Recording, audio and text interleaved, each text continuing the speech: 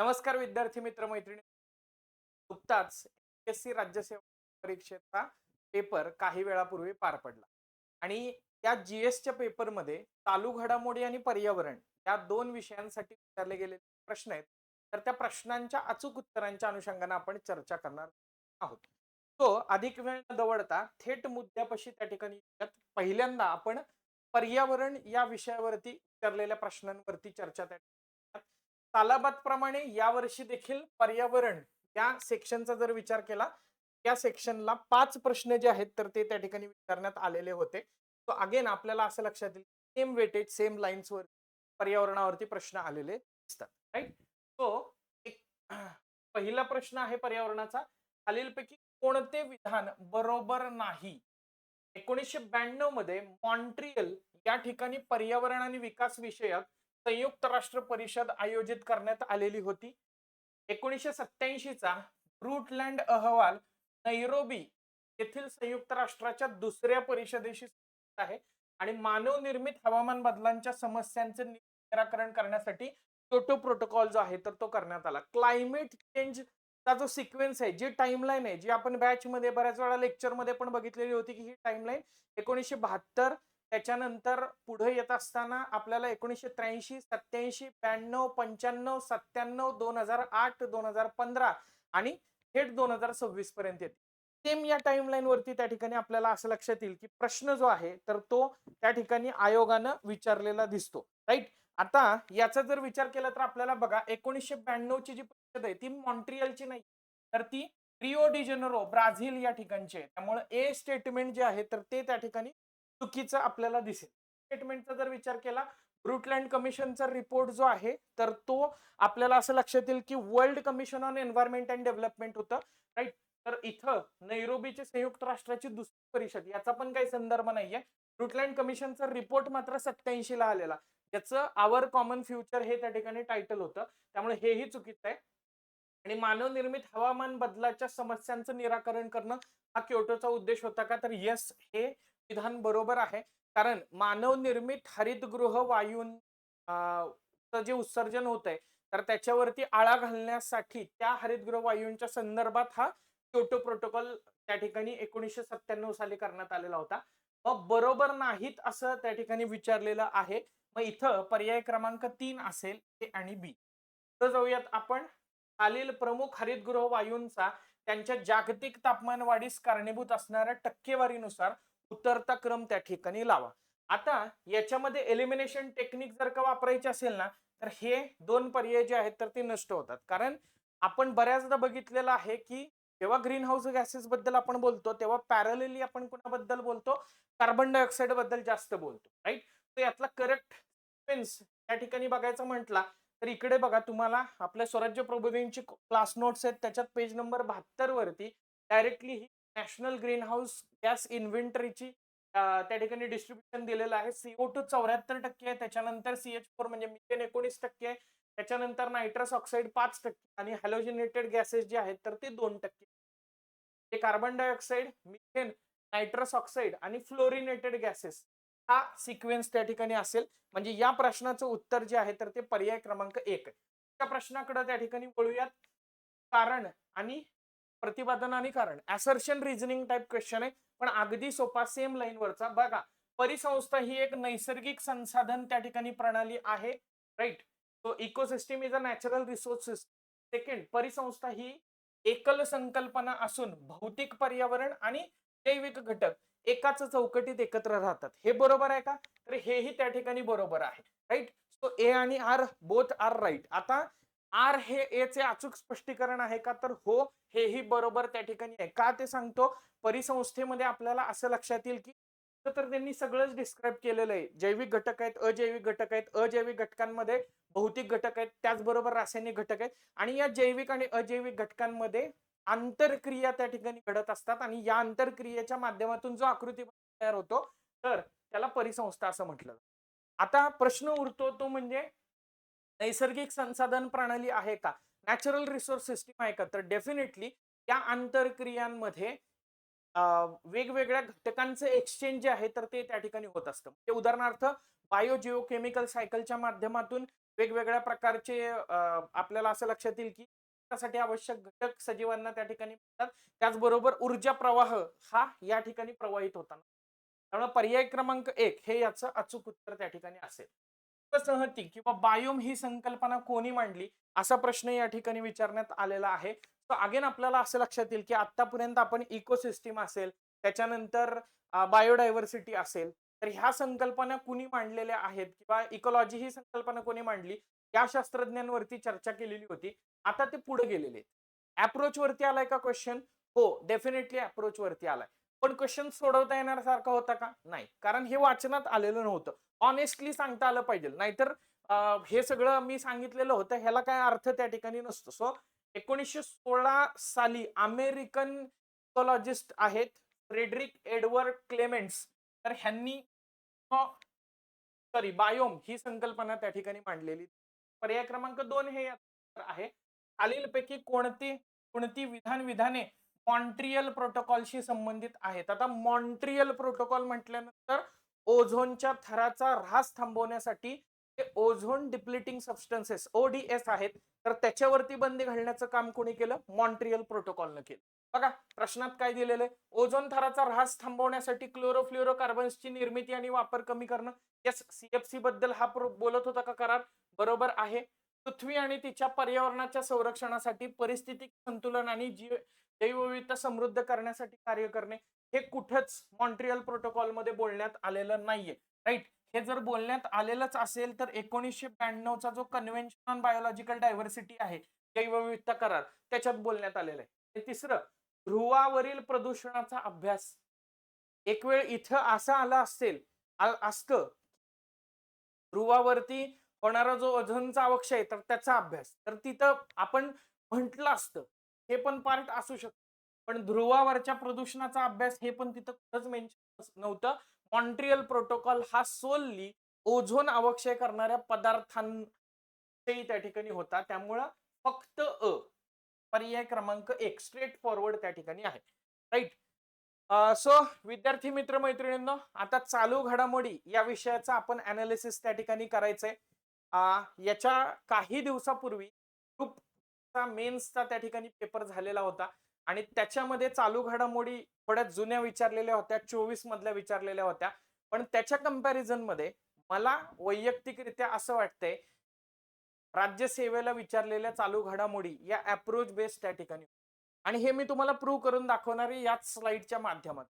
एकूण किती प्रश्न आलेले हो? टोटल 20 प्रश्न आलेले.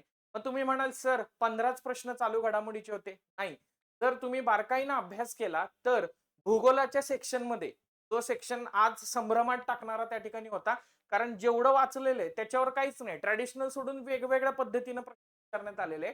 भूगोलाच्या सेक्शन मध्ये 3 प्रश्न करंट रिलेटेड, ऍज युजल अर्थव्यवस्था या टॉपिक मध्ये 2 प्रश्न करंट रिलेटेड होते, आणि करंटच्या सेक्शन मध्ये माझ्याकडे जो पेपर आला त्याच्यात 86 ते 100 क्रमांकाचे क्वेश्चन जे आहेत तर करंट अफेअरचे होते. असे मिळून म्हणजे भूगोलाचे 3, अर्थव्यवस्थेचे 2 आणि ओरिजिनली चालू घडामोडीच्या सेक्शनचे 15, असे 18 प्रश्न जे आहेत तर ते त्या ठिकाणी काय म्हणूयात आपण, करंट अफेअर्स सॉरी, असे 20 प्रश्न जे आहेत तर ते करंट रिलेटेड विचारलेले होते असं आपण त्या ठिकाणी म्हणू शकतो. राईट. तर आता वन बाय वन आपण जाण्याचा प्रयत्न करूया, पण त्याच्या आधी करंटचे जे काही 15-16 उपघटक आपण मानतो त्या उपघटकांवरती आलेले का क्वेश्चन, मी जेव्हा म्हणतोय अप्रोच बेस्ड पेपर आलेला होता, करंटचा पेपर म्हणजे करंटचे पेपर मधले पर्टिक्युलरली प्रश्न हे अप्रोच वरती होते. बघा आंतरराष्ट्रीय घडामोडींवरती 2 प्रश्न त्या ठिकाणी विचारलेले होते. इराणचं चहाबार बंदर असेल किंवा ते अँटोनियो कास्ट यांच्याबद्दल त्या ठिकाणी विचारलेलं असेल. राईट. चिलीच्या बद्दल राजकीय आणि घटनात्मक घडामोडींवरती 2 क्वेश्चन आलेले होते. आर्थिक आणि सामाजिक विकास 4 क्वेश्चन. याच्यामध्येच इकडचा योजना मधला क्वेश्चन कव्हर झालेला दिसतो, प्रधानमंत्री धनधान्य कृषी योजना. राईट. शिक्षणावरती नॅशनल इन्स्टिट्यूट रँकिंग फ्रेमवर्क वरती 1 क्वेश्चन आहे. भूगोल पर्यावरण आणि कृषी 3 प्रश्न आहेत. कुठं वनक्षेत्राबद्दल प्रश्न विचारलेला आहे, कुठं आरवली चर्चेत होता म्हणून आरवलीच्या बेसिक बद्दल प्रश्न विचारलेला आहे. विज्ञान तंत्रज्ञानवरती 2 प्रश्न त्या ठिकाणी विचारलेले आहेत. एक सायन्स अँड टेक्नॉलॉजीची कॉन्फरन्स विचारली आहे आणि एक वुमन टेक्नॉलॉजी पार्क्स एस्टॅब्लिश केलेले आहेत वेगवेगळ्या राज्यात, त्याच्यावरती प्रश्न आहे. संरक्षण सुरक्षावरती प्रश्न नाही दिसला. आरोग्य आणि पोषण आहारावरती करंट मधून नाही दिसला. नियुक्तीवरती यस, तो आंतरराष्ट्रीय घडामोडीतला इकडे मी कन्सिडर करू शकतो. प्रथम घडणाऱ्या घटनांवरती पण एक प्रश्न त्या ठिकाणी आहे. राईट. 8व्या वेतन आयोगाच्या धर्तीवरती वेतन आयोग स्थापन करणारं पहिलं राज्य कोणतं, हा प्रश्न आहे. क्रीडा घडामोडीवरती पण एक क्वेश्चन जो आहे तर तो त्या ठिकाणी पॅराऑलिम्पिक ग्रँड प्रिक्स झालेली होती भारतामध्ये, तर त्याच्यावरती प्रश्न आहे आणि भारतानं तिची म्हणूनच तिथं प्रश्न आला, हे लक्षात घ्या. पुरस्कारावरती एक प्रश्न, नोबेलवरती दरवर्षी विचारला जाणारा प्रश्न आहे. अगड बगड जोड्यालावालाच विचारला जाणारा प्रश्न आहे. मग तो भले 4 स्टेटमेंट वाला असू देत, लेंदी असला ना तरी पण अप्रोच वरती आला म्हणजे तो सोडवताच येतो आपल्याला. निधन वार्तावरती पण ऍज एक्सपेक्टेड सुरेश कलमाडी यांच्यावरती प्रश्न आलेला आहे आणि जीके टाईप क्वेश्चन मध्ये मग मी तो अभिजात भाषेचा दर्जा आणि त्याचा सिक्वेन्स हा जीके टाईप मध्ये गेलाय. हाच क्वेश्चन मला असं वाटलं की थोडा जुना होता, पण बाकी सगळे क्वेश्चन हे आपण असं म्हणूया ना स्लॉट मध्ये त्या ठिकाणी आलेले होते. राईट. आयपीएल मुळे स्लॉट मेगेन असं येते. आता पहिल्यांदा आपण त्या ठिकाणी बघण्याचा प्रयत्न करूया की भूगोल या त्याच्या प्रश्नांमध्ये आलेल्या चालू घडामोडी कोणकोणत्या होत्या. 3 प्रश्न होते बघा. दिनांक 9 ऑक्टोबर 2024च्या शासन निर्णयानुसार बंजारा, लमाण, लभाण, तांडा भागासाठी ग्रामपंचायत स्थापन करण्यासाठी किमान किती लोकसंख्या आवश्यक त्या ठिकाणी आहे. राईट. तो आपल्याला सगळ्यांना माहिती आहे की महाराष्ट्रामध्ये संत सेवालाल महाराज बंजारा किंवा लमाण तांडा समृद्धी योजना नावाची योजना त्या ठिकाणी राबवली जाते. तर त्या योजनेच्या अनुषंगानं आधी अशा प्रकारच्या भागांसाठी ग्रामपंचायत स्थापन करण्यासाठी जी मुदत 1000 होती, तर ती 1000हून मुदत जी आहे तर ती 700 करण्यात आलेली आहे. त्या कॉन्टेक्स्ट मध्ये हा प्रश्न विचारलेला आहे. पर्याय क्रमांक 2 उत्तर आहे. त्याच्यानंतर बघा, महाराष्ट्रातील खालील वन परिमंडळे आणि त्यांची महाराष्ट्रातील एकूण वनक्षेत्राची असणारी टक्केवारी यांच्या जोड्या लावा. मी अनेकदा सांगतो की आर्थिक पाहणी महाराष्ट्राची फार बोरिंग आहे, वाचायला कंटाळवाणी त्या ठिकाणी आहे, निरस वाटतं, येणारच नाहीत प्रश्न असं वाटतं, पण प्रश्न येण्याचं प्रमाण जे आहे तर ते वाढलेलं आहे. आपण पुढची कंबाईन जी आहे तर त्याच्यात आर्थिक पाहणीला अंडर एस्टिमेट करता कामा नये. महाराष्ट्राचा आणि भारताचा अर्थसंकल्प हाच नव्हे आत्ताचा, मागच्या वर्षीचा पण, तर तो पण व्यवस्थित करणं त्या ठिकाणी तितकंच महत्वाचं आहे. बघा, वन महाराष्ट्रातील वन परिमंडळ आणि एकूण वनक्षेत्राशी असणारी टक्केवारी, महाराष्ट्राची आर्थिक पाहणी 2024 डायरेक्टली. आणि बघा इकडे तुम्हाला दिसेल गडचिरोली, नागपूर, धुळे आणि ठाणे. प्रश्नामध्ये बघा गडचिरोली, नागपूर, धुळे आणि ठाणे. राईट. सलग सिक्वेन्सने विचारलेलं आहे. काय बघा, गडचिरोली एकूण वनक्षेत्राशी टक्केवारी 122 क्रमांकाच्या पेजवर. पेज नंबर का दाखवतोय? ऑथेंटिक सोर्स वापरा. ऑथेंटिक सोर्स वापरल्यानंतर करंटला फायदा होईल. Getting it? बघा, गडचिरोली 20.8% आहे, नागपूर 12.5% आहे, त्याच्यानंतर धुळे 10.4% आहे आणि ठाणे 9.5%. सो एकूण वनक्षेत्राशी टक्केवारीच्या बाबतीमध्ये सर्वात जास्त असणारी हे वन परिक्षेत्र मंडळ त्या ठिकाणी आहेत. तो याचा जर का विचार केला, गडचिरोली 20.8%, त्याच्यानंतर नागपूर 12.5%, त्याच्यानंतर धुळे 10.4% आणि ठाणे 9.5%. पर्याय क्रमांक 1 उत्तर मिळून जातं. राईट. नेक्स्ट पुढचा प्रश्न आपण बघूया. बघा, पुढील विधाने विचारात घ्या. सेम लाईन वरती मी तुम्हाला प्रश्न सांगतो. 2020 राज्य सेवा पूर्व परीक्षा, त्याचा पेपर काढा. त्या पेपरमध्ये तुम्हाला अमेझॉन जंगलांविषयी खालील विधाने विचारात घ्या असा प्रश्न आलेला आहे. आरे वसाहतीबाबत खालील विधाने विचारात घ्या असा प्रश्न आलेला आहे. त्याच धर्तीवरती, कारण आरेमध्ये वृक्षतोड होत होती म्हणून आरेचं जंगल चर्चेत होतं, अमेझॉन मध्ये वणवे लागलेले होते म्हणून अमेझॉन फॉरेस्ट चर्चेत होतं. प्रश्न करंटच्या मुद्द्यावरून बेसिक्स मध्ये विचारला. सेम आरवलीवरून वादंग त्या ठिकाणी निर्माण झालेला होता.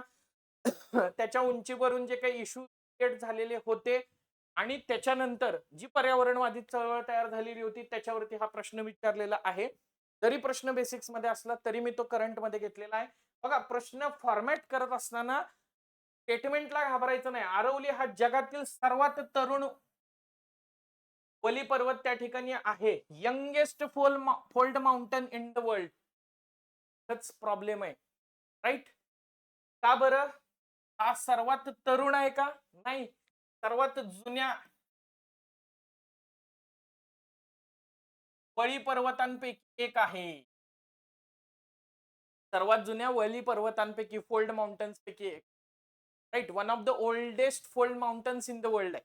त्यामुळे हे स्टेटमेंट जे आहे तर ते चुकीचे आहे. अरवली हा पर्वत संगमरवर, ग्रॅनाइट, जस्त आणि तांबे यांसारख्या खनिजांनी समृद्ध आहे का? बरोबर आहे.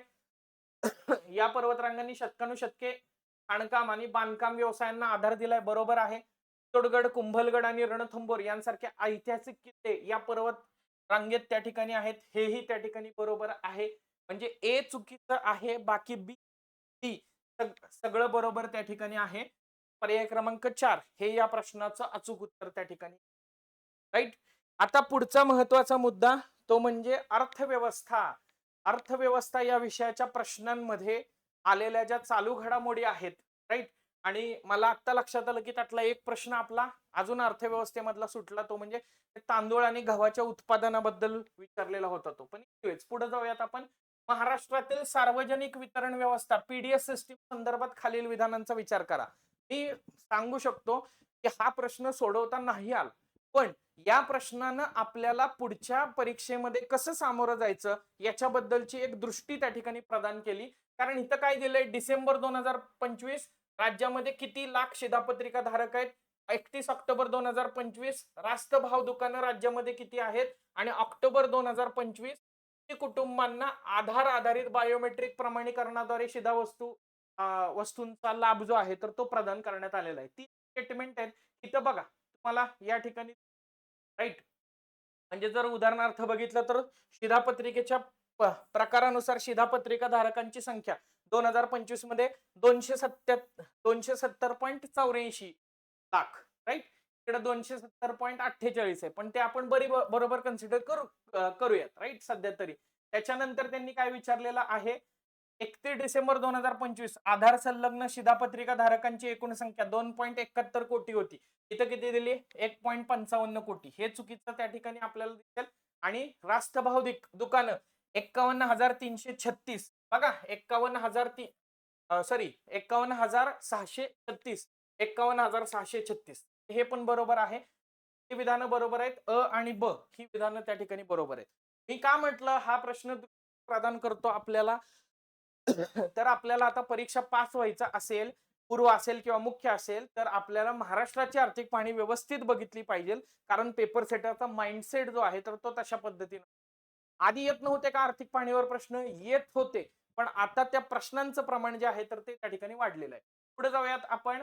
1 मार्च 2026 रोजीच्या अंदाजानुसार महाराष्ट्राची एकूण प्रक्षेपित लोकसंख्या 12.93 कोटी त्या ठिकाणी होती. प्रोजेक्टेड पॉप्युलेशन बरोबर आहे का? तर येस, डेफिनेटली बरोबर आहे. त्याच कालावधीत महाराष्ट्रातील नागरी लोकसंख्या ग्रामीण लोकसंख्येपेक्षा त्या ठिकाणी अधिक आहे. नागरी लोकसंख्या ग्रामीण लोकसंख्येपेक्षा अधिक आहे. तर याच प्रोजेक्शन नुसार आपल्याला असं लक्षात येईल की नागरी भागातील लोकसंख्या जी आहे तर ती 6.38 कोटी इतकी प्रोजेक्ट केलेली आहे, आणि ग्रामीण भागातील लोकसंख्या ही 6.55 कोटी इतकी प्रोजेक्ट त्या ठिकाणी केलेली आहे. याचा अर्थ असा त्या ठिकाणी होतो, ग्रामीण भागातील लोकसंख्या ही नागरी भागातील लोकसंख्येपेक्षा जास्त आहे, मात्र हित देत असताना बरोबर उलट दिलेलं आहे. त्यामुळं विधान एक बरोबर आहे, मात्र विधान एक चुकी त्या ठिकाणी आहे. याचाच अर्थ पर्याय क्रमांक 1 हे याचं उत्तर त्या ठिकाणी येते. आता ऍक्च्युली चालू घडामोडीच्या सेक्शन मधले प्रश्न आपण त्या ठिकाणी बघायचे आहेत. तो हे 15 प्रश्न आहेत. मी जसं म्हटलं की माझ्याकडे जो सेट होता त्याच्यात 86 100 असे ते प्रश्न त्या ठिकाणी आहेत. तर ते आपण वन बाय वन बघूयात. बघा, भारताचा आर्थिक पाहणी अहवाल 2026-27 नुसार 4 स्टेटमेंट त्या ठिकाणी दिलेली आहेत. रिमिटन्सेस बघा, रिमिटन्सेस विषयीच्या अहवालाच्या बाबतीत पण आपल्याला असं लक्षात येईल की असं सांगण्यात आलेलं होतं की रिमिटन्सेस इंडियामध्ये त्या ठिकाणी खूप जास्त प्रमाणात जगामध्ये येतात, आणि हे आता नाहीये, आधीपासूनच आपल्याला लक्षात येईल, राईट. रिमिटन्सेस म्हणजे काय, भारतीय व्यक्तींनी परदेशातून भारतामध्ये परदेशात कमवून भारतामध्ये पाठवलेलं उत्पन्न. बघा, भारतातील स्थलांतरित ज्या देशांना प्राधान्य देतात त्या देशांमध्ये स्थलांतराच्या नियंत्रणात वाढ झाल्यास परदेशातून येणाऱ्या रकमेच्या रिमिटन्सेसचा वेग कमी होऊ शकतो. अमेरिकन फर्स्ट पॉलिसी, H1B विजा याचं उत्तर इथं दडलेलं. अमेरिकेनं विजा पॉलिसी जी आहे तर ती जास्त स्ट्रिक्ट त्या ठिकाणी केली, आणि त्याच्यामुळं जे काय राहिलंय, स्थलांतरित ज्या देशांना प्राधान्य देतात, अमेरिकेला प्राधान्य देतात आणि अमेरिकेनंच काय केलं, विजा पॉलिसी स्ट्रिक्ट केलेली आहे. त्यांनी काय केलेलं आहे, स्थलांतर नियंत्रणात वाढ केलेली आहे, नियंत्रणात वाढ केलेली. तो प्रश्न हे स्टेटमेंट बरोबर आहे. जागतिक व्यापारावर भूराजकीय जिओ पॉलिटिकल संरेखन आणि आर्थिक राज्यकारभाराचा इकॉनॉमिक स्टेट क्राफ्टचा प्रभाव त्या ठिकाणी वाढत आहे. जागतिक व्यापारावरती जिओ पॉलिटिकल सिच्युएशन, राईट. आता हे वेगळं सांगायला नको ना, स्टेट ऑफ हॉर्मुझ मुळे काय चाललेलं आहे, मोदीजी काय सांगतायत ते सगळं इथंच आहे, राईट. जागतिक स्तरावरील व्यापार धोरण संरक्षणवादी, प्रोटेक्शनिस्ट आणि प्रतिक्रियात्मक रिटॅलिएटरी शब्दांद्वारे प्रभावित त्या ठिकाणी होत आहे. हे सगळंच्या सगळं डोनाल्ड ट्रम्पच्या कशाबद्दल बोलताना दिसत आहेत, टॅरिफ पॉलिसी बद्दल त्या ठिकाणी बोलताना दिसत आहेत. सी पण बरोबर आहे. भूराजकीय आर्थिक घटक, तो इकॉनॉमिक, आता द्विपक्षीय व्यापाराच्या महत्वाच्या नमुन्यांच्या घडणीत निर्णायक त्या ठिकाणी ठरत आहेत. Geo economic factors are now critical determinant in shaping bilateral trade patterns. Definitely हे बायलॅटरल पॅटर्न्स वरती जिओ इकॉनॉमिक फॅक्टर्स जे आहेत तर ते कारणीभूत ठरताना त्या ठिकाणी.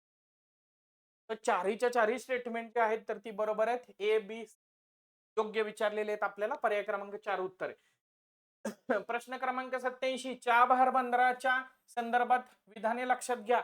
याच्या आधी पण चाबहार बंदरावरती राज्यसेवेला प्रश्न आहे, आता पण प्रश्न त्या ठिकाणी आहे. चाबहार ही आपण काय म्हणतो, अँटी ग्वादर स्ट्रॅटेजी, आणि त्याचबरोबर आपल्याला वरती युरोपमध्ये ऍक्सेस मिळवायचा आहे, तर त्या दृष्टिकोनातून चाबहार बंदर स्ट्रॅटेजिकली आपण लक्षात घेतोय, राईट. अफगाणिस्तान, पाकिस्तानला वगळून अफगाणिस्तान पर्यंत पोहोचण्याचा मार्ग आहे का, तर येस डेफिनेटली. चाबहार बंदर हे चीनने पाकिस्तानने विकसित केलेल्या कराची बंदराला धोरणात्मक तोल, स्ट्रॅटेजिक काउंटरवेट देणारे त्या ठिकाणी ठरते, राईट. आता इथं थोडासा प्रॉब्लेम आहे. चाबहार बंदराच्या संचालन आणि विकासासाठी स्थापन करण्यात आलेल्या स्पेशल पर्पज व्हेकल म्हणजे इंडिया पोर्ट्स ग्लोबल लिमिटेड, बरोबर आहे का, हे डेफिनेटली बरोबर आहे. आणि 26-27च्या अर्थसंकल्पामध्ये चाबहारसाठी तरतूद करण्यात आलेली नाही, हेही त्या ठिकाणी बरोबर त्या ठिकाणी आहे, राईट. का बरं, हे लक्षात घेण्याचा प्रयत्न करा. याच्या आधी जर आपण बघितलं तर 24-25च्या अर्थसंकल्पामध्ये चाबहारसाठी निधीची तरतूद एक्सक्लुसिव्ह करण्यात आलेली होती. आता ह्यात पण परत कन्फ्युजनचा मुद्दा काय होतो, म्हणजे मला असं वाटतंय की बंदरे आणि नौवहन मंत्रालयासाठी म्हणजे ministry of shipping and port साठी अलोकेशन आहे, आणि ते जर चाबहारला देत असतील तर त्या केसमध्ये इथं प्रॉब्लेमॅटिक त्या ठिकाणी शकतो. आता पाकिस्तानचं जे कराची नाहीये, तर ग्वादर नावाचं पोर्ट आहे, ग्वादर नावाचं पोर्ट आहे, तर त्या ग्वादर नावाच्या पोर्टला काउंटर स्ट्रॅटेजी आहे. कारण हे जे चाबहार ते ग्वादर अंतर आहे ना, फक्त 72 किलोमीटर त्या ठिकाणी आहे. तर त्यामुळे अँटी ग्वादर स्ट्रॅटेजी म्हणून ह्याला त्या ठिकाणी ओळखलं जाताना दिसतं, राईट. तो लक्षात घेण्याचा प्रयत्न करा. त्यामुळे बी जे आहे तर ते चुकीचं आहे. आपल्याला योग्य विधान ए सी डी पर्याय क्रमांक 3 हे या प्रश्नाचं अचूक उत्तर त्या ठिकाणी. नेक्स्ट, खालीलपैकी कोण चिलीचे 38वे राष्ट्राध्यक्ष बनले, जोस्ट अँटोनियो कॉस्टलिस्ट. तर हे या प्रश्नाचं अचूक उत्तर त्या ठिकाणी असेल प्रश्न क्रमांक 88 पर्याय क्रमांक 3, राईट.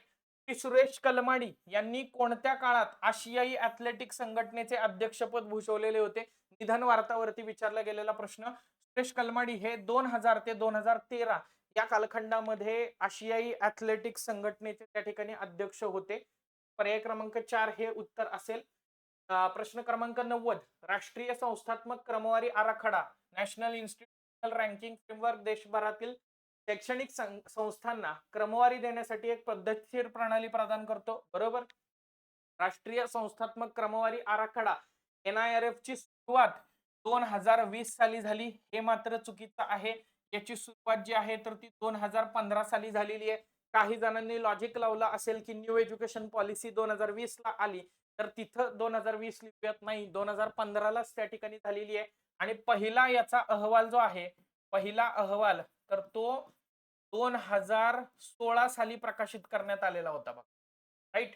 ही क्रमवारी 5 निकषांच्या आधारे निश्चित केली जाते का, हेही त्या ठिकाणी बरोबर आहे.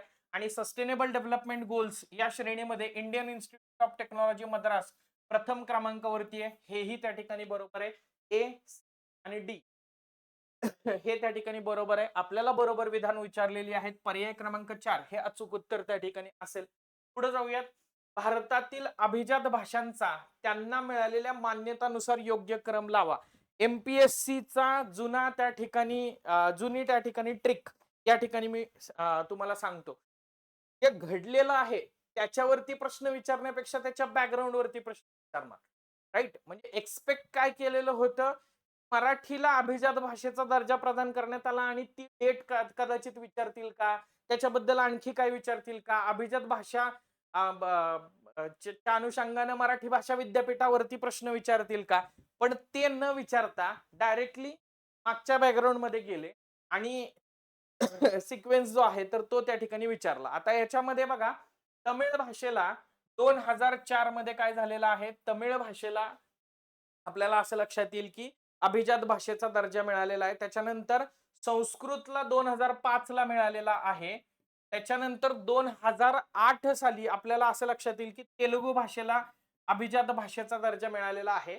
त्याच्यानंतर आपली येते ती म्हणजे ओडिया भाषा. ओडिया भाषेला 2014 मध्ये मिळालेला आहे आणि 2024 मध्ये 5 भाषांना ज्या अभिजात भाषेचा दर्जा प्रदान करण्यात आला त्यापैकी एक पाली आहे. मग हा जर सिक्वेन्स बघितला तर ई, त्याच्यानंतर बी, ए, त्याच्यानंतर डी, सी, ए, डी, सी, पर्याय क्रमांक 4 हे या प्रश्नाचं अचूक उत्तर असेल. नेक्स्ट आहे प्रधानमंत्री धनधान्य कृषी योजनेबाबत. आता आपल्याला असं लक्षात येईल की बजेट 2025-26 ला ही योजना लॉन्च करण्यात आलेली होती, मागच्या वर्षीच्या बजेटला. म्हणून मी म्हटलं 2 वर्षाचे बजेट त्या ठिकाणी महत्वाचे आहेत. प्रधानमंत्री धनधान्य कृषी योजना केंद्रीय मंत्रिमंडळाची 16 जुलै 2025 ला मंजुरी मिळालेली आहे. बरोबर आहे. योजनेमध्ये निम्न उत्पादकता, निम्न सघनता, निम्न ऋण वितरण हे 100 जिल्ह्यांच्या निवडीचे त्या ठिकाणी आधार आहेत. बरोबर, 100 जिल्हे याच्यात टार्गेट आहेत आणि योजनेचे संचालन चतुर्स्तरीय कार्यान्वयन संरचनेच्या माध्यमातून होतं. हे मात्र त्या ठिकाणी चुकीचं आहे. जिल्हा स्तर, त्याच्यानंतर राज्य स्तर आणि राष्ट्रीय स्तर अशा 3 प्रकारे हे कार्यान्वयन जे आहे तर ते होतं. जिल्हा स्तरावरती जिल्हास्तरीय धनधान्य समित्या त्या ठिकाणी आहेत. त्याच्यानंतर राज्य स्तरावर स्टिअरिंग कमिटी आहे की मुख्य सचिवांच्या अध्यक्षतेखाली आहे, सो दॅट वेगवेगळ्या मिनिस्ट्रीचं कोऑर्डिनेशन त्याच्यामध्ये राहावं. आणि मग राष्ट्रीय स्तरावरची त्याची राईट. सो सी जे आहे तर ते चुकीचं आहे. आपल्याला योग्य कथनं विचारलेली आहेत. ए आणि बी, पर्याय क्रमांक 1 हे या प्रश्नाचं अचूक उत्तर असेल. नेक्स्ट, खालीलपैकी कोणती विधाने योग्य त्या ठिकाणी आहेत. जागतिक बहुआयामी दारिद्र्य निर्देशांक अहवाल जागतिक बँकेद्वारे प्रकाशित केला जातो. आता हा तर प्रश्न आपण असं म्हणूयात प्रिडिक्शनच्या पण पलीकडचा आहे. म्हणजे कुणीही किमान इतबारे अभ्यास करणारा एमपीएससीचा विद्यार्थी सांगू शकतो की मल्टी डायमेन्शनल पॉवर्टी इंडेक्स मध्ये करंट कॉन्टेक्स्ट मध्ये प्रश्न विचारला त्या ठिकाणी जाणार आहे. राईट. आता हा जागतिक बँकेद्वारे प्रकाशित केला जातो का, तर नाही. आपल्याला असं लक्षात येईल की Oxford poverty and human development initiative जे आहे OPHI, Oxford poverty and human development initiative, आणि त्याचबरोबर युनायटेड नेशन डेव्हलपमेंट प्रोग्राम यांच्याद्वारे प्रकाशित केला जातो. हा पहिला मुद्दा जो आहे तर तो त्या ठिकाणी चुकीचा आहे.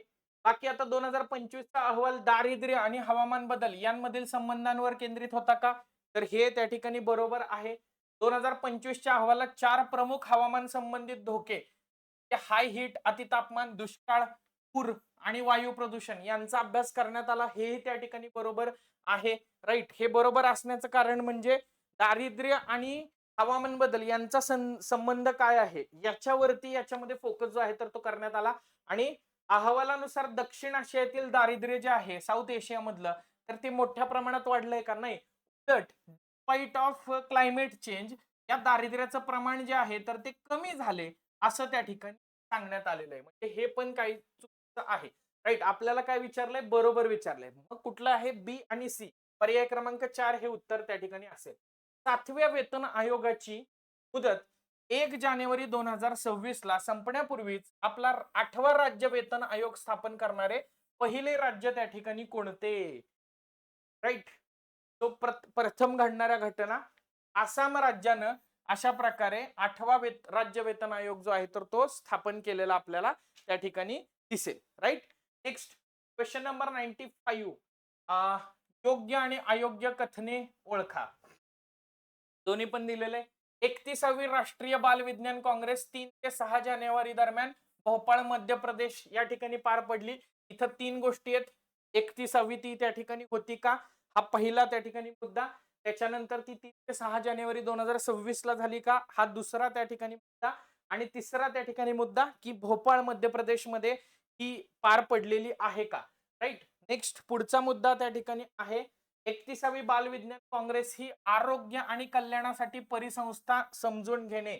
राईट. की understanding ecosystem for health and wellbeing याच्यावरती, या संकल्पनेवरती आधारित होती. हेही त्या ठिकाणी बरोबर आहे. त्यामुळं अ आणि ब दोन्ही विधानं काय येतो, योग्य आहेत. पर्याय क्रमांक 3 हे या प्रश्नाचं अचूक उत्तर आहे. पण सोडवता येण्यासारखा होता का, तर मला असं वाटतंय सोडवता येण्यासारखा नव्हता. मुद्दा बघा, गोव्याच्या मुख्यमंत्र्यांनी प्रस्तावित केलेला तिसरा नवा जिल्हा गोवा कुशावती. राईट. तो पर्याय क्रमांक 1 हे या प्रश्नाचं अचूक उत्तर असेल. प्रश्न क्रमांक 97. अगेन सगळ्यात भारी क्वेश्चन मी असं म्हणेन, किंवा मोस्ट एक्सपेक्टेड क्वेश्चन असं म्हणूयात आपण. आणि तो म्हणजे नोबेल पारितोषिक आणि त्याच्या बाबतच्या जोड्या लावा. राईट. तो बघा याच्यामध्ये इलेक्ट्रिक सर्किट मध्ये मॅक्रोस्कोपिक क्वांटम मेकॅनिकल टनेलिंग आणि एनर्जी क्वांटायझेशनचा शोध. राईट. हा जॉन क्लार्क यांनी त्या ठिकाणी लावलेला दिसतो. राईट. किंवा त्या संशोधकांमध्ये जॉन क्लार्क आहेत. सो एच 4 आहे.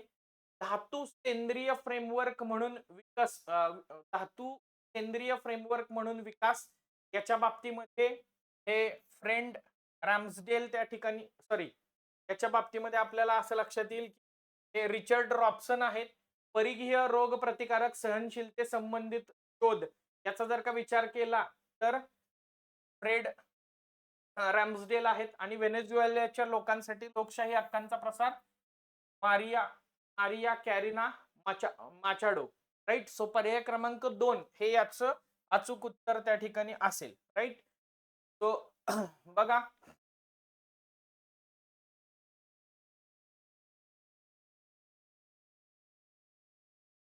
नवी दिल्ली इथं आयोजित world para athletics grand prix 2026 भारतानं किती पदकं जिंकलेली आहेत. आता मी माग थोडस जायचं म्हटलं ना, तर अशाच प्रकारे ऑलिम्पिक पदकांच्या बाबतीमध्ये आपल्याला प्रश्न विचारलेला होता. आय गेस मला वाटते जपानची वगैरे पदकं जी आहेत तर ती पर्टिक्युलरली विचारलेली होती. तो सेम लाईन वरती. आता जर एखादी आंतरराष्ट्रीय स्पर्धा भारतात होती आणि भारताला सर्वात जास्त 208 पदकं मिळत आहेत आणि भारत प्रथम क्रमांकावर राहतोय, प्रश्न आहे तो 98 क्वेश्चन नंबरचा विचार केला तर भारताला 75 सुवर्ण, 69 रौप्य आणि 64 कांस्य पदकं मिळालेली त्या ठिकाणी आहेत. राईट. टोटल 208 पदकं मिळालेली आहेत. पर्याय क्रमांक 2 त्याचं अचूक उत्तर असेल. 99. विज्ञान आणि तंत्रज्ञान आधारित उपायांद्वारे लैंगिक समानता वाढवण्यासाठी आणि महिलांचे सक्षमीकरण साधण्यासाठी कोणत्या राज्याने महिला तंत्रज्ञान केंद्र स्थापन केलेलं आहे. गुजरात दिलेलं आहे, तमिळनाडू दिलेलं आहे, सिक्कीम दिलेलं आहे, महाराष्ट्र दिलेलं आहे, युपी. राईट. तो इव्हेंच्युअली ऑलमोस्ट इथं पर्यायामध्ये दिलेल्या सर्व राज्यांनी हे स्थापन केलेलं आहे. लक्षात ठेवा. महाराष्ट्राचा जर विचार केला तर महाराष्ट्रामध्ये सातारा जिल्ह्यातल्या पाटण तालुक्यामध्ये अशा प्रकारचं हे महिला तंत्रज्ञान केंद्र, वुमन टेक्नॉलॉजी पार्क जे आहे तर ते एस्टॅब्लिश करण्यात आलेलं दिसतं. आणि शेवटचा प्रश्न, ब्राझीलच्या ब्रिक्स चेअरशिप 2025च्या प्रमुख प्राधान्यांमध्ये पुढीलपैकी कोणत्या बाबींचा समावेश त्या ठिकाणी आहे. सो ब्राझीलच्या प्रमुख प्राधान्यामध्ये टोटल 6 घटकांचा समावेश होता. त्यातले 5 घटक इथे जागतिक आरोग्य, सहकार्य, हवामान बदल, महिला मुक्तीला प्रोत्साहन, व्यापार, गुंतवणूक आणि वित्त, बहुस्तरीय व्यवस्थेमध्ये सुधारणा करणं आणि 6वा घटक होता आर्टिफिशियल इंटेलिजन्स. त्याचा responsible use, ethical use, artificial intelligence governance याच्यावरती त्या ठिकाणी. राईट. सो याचं पर्याय क्रमांक 4 उत्तर त्या ठिकाणी असेल वरील पैकी. बघा, जवळपास 20 प्रश्नांवरती आपण क्विक करण्याचा प्रयत्न केला. त्यात मी एक अप्रोच काय आहे हे देखील सांगण्याचा प्रयत्न केला आहे. राईट. विद्यार्थी मित्रमैत्रिणींनो, याच अनुषंगानं आता कंबाईनच्या परीक्षेला सामोरं जात असताना आपण current booster C mock drill नावाची एक टेस्ट सिरीज चालू केली आहे, ज्याच्यात डेली तुम्हाला 15 क्वेश्चन येतात. त्याच्यानंतर त्या 15 क्वेश्चनचं स्पष्टीकरण तुम्हाला पीडीएफ स्वरूपात आहे. प्रश्न आणि स्पष्टीकरण दोन्ही डाउनलोड करू शकता. राईट. तर अशा जवळपास 24 टेस्ट आपण ग्रुप बी असेल, ग्रुप सी ची प्रिलिम वगैरे असेल तर त्याच्यापर्यंत घेणार आहोत. आणि त्या दृष्टिकोनातून मला आयोगाच्या प्रश्नांच्या प्रोटोटाइप्स वर काढलेले प्रश्न जे आहेत तर ते पाहायला मिळतील. 23 मे पासून सिरीज चालू झालेली आहे. रोज एक पेपर येतोय. आतापर्यंत जवळपास 8 पेपर जे आहेत तर ते पार पडलेले त्या ठिकाणी आहेत. पेपर बायलिंग्वल स्वरूपात असतात. वन लाइनर, मल्टी स्टेटमेंट अशा सगळ्या प्रकारचे त्या ठिकाणी असतात आणि रिव्हिजन पण त्या ठिकाणी होऊन जाईल. याच्यात एक 2 ते टेस्ट मी महाराष्ट्राची आर्थिक पाहणी, भारताची आर्थिक पाहणी, महाराष्ट्र आणि भारत अर्थसंकल्प याच्यावरती त्या ठिकाणी करणार आहे. त्यामुळे त्याचा पण फायदा तुम्हाला होऊ शकेल. तो ज्यांना ही टेस्ट घ्यायची असेल तर त्यांनी ॲप डाउनलोड करू शकता आपलं स्वराज्य प्रबोधिनीचं, किंवा तुम्हाला जर ही टेस्ट सिरीज टेलिग्रामवर पाहिजे असेल तर टेलिग्राम चॅनलवरती पण संपर्क त्या ठिकाणी साधू शकता. अधिक माहितीसाठी हे नंबर्स आहेत, त्याच्यावरती संपर्क साधा. तो विद्यार्थी मित्र मैत्रिणींनो, हे होतं आपलं एकंदरीतच राज्यसेवा पूर्व परीक्षा संघानं त्यामध्ये विचारले गेले पर्यावरण आणि चालू घडामोडीचे तर त्याचं अनालिसिस. अशाच प्रकारच्या क्वालिटी कंटेंट अनालिसिस सह भेटत राहूयात आपल्या स्वराज्य प्रबोधिनीच्या YouTube चॅनलवर. तोपर्यंत धन्यवाद, जय हिंद आणि बाय बाय.